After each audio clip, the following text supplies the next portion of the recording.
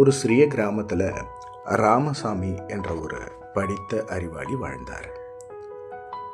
அவர் நல்லா படித்து நிறைய பணமும் சம்பாதிச்சார். ஆனால் அவர் அந்த பணத்தை தனக்காக மட்டும் வச்சுக்காம அந்த ஊருக்காகவும் சில விஷயங்கள் செஞ்சார். அந்த ஊருக்காக ஒரு சின்ன நூலகம் கட்டினார். ஏழை குழந்தைகள் படிக்க உதவி செஞ்சார். மேலும் அந்த கிராமத்திற்கு குடிநீர் கிணறும் அமைச்சு தந்தார். இதனால அந்த கிராமம் முழுவதும் மக்கள் பயன்பெற்றாங்க.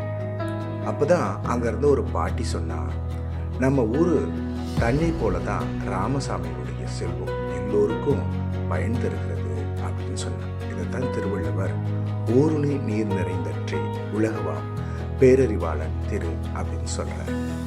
அதாவது இதனுடைய அர்த்தம் என்னன்னு பார்த்தீங்கன்னா, ஒரு ஊருணி குளம் நீரினால் நிரம்பினால் அது எல்லோருக்கும் பயன்படும். அதுபோலதான் பெரிய அறிவுடைய மனிதர்களுடைய செல்வம் இந்த உலகத்திற்கே பயன் தரும்.